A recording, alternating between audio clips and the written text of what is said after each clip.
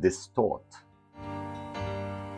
His disciples asked him, "Rabbi, who sinned, this man or his parents, that he was born blind?"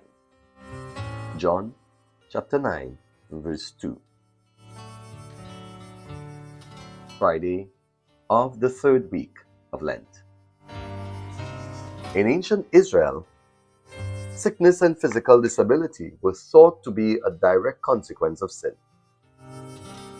So when Jesus encounters the blind man, they ask him, "Rabbi, who sinned, this man or his parents, that he was born blind?" Jesus' response is worth noting. He says, "Neither he nor his parents sinned. It is so that the works of God might be made visible through him." John chapter 9, verse 3. He is guiding the conversation to its proper perspective, that he has the power to forgive sins. But we should not dismiss too quickly the disciples' question. The events described in John chapter 9 show that physical blindness is not necessarily a consequence of personal or generational sin. But we would do well to remember that sin does have consequences, some of which we do not see. Namely, sin distorts the way we see ourselves. From personal experience, both as a priest who has heard more than 15,000 confessions and as a penitent, I have come to learn that most of us see ourselves through the lens of our faults. Too many of us assess our self-worth through what we have done or what we have failed to do. The lens through which we see ourselves is distorted by sin and the consequences of sin in our lives. Yesterday we discussed the importance of allowing ourselves to be seen as God sees us. This is important because many of us see ourselves through the distorted lens of our past. Sometimes the distortion comes from what we have done, from sin or ordinary feelings of life.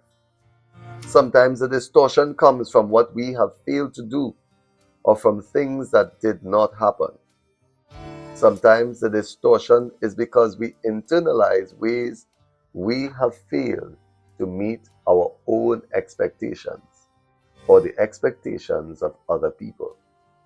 Sometimes the distortion comes from our experience of how other people see us, especially if they have criticized us.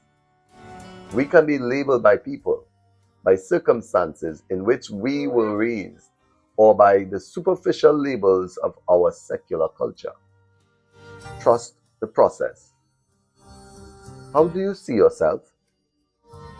How have your sin or failings influenced or distorted the way you see yourself? Today, take time set apart in silence. Ask yourself, how do you see yourself? Through your eyes or God's? For your prayer, read John chapter 9, verses 1 to 34 to get familiar with the gospel reading. Then read Zechariah 3, verses 1 to 7. Read it 3 times very slowly. What word or phrase tugs at your heart? Talk to God about how this word or phrase applies to your life. What words stood out to you as you prayed? What did you find stirring in your heart?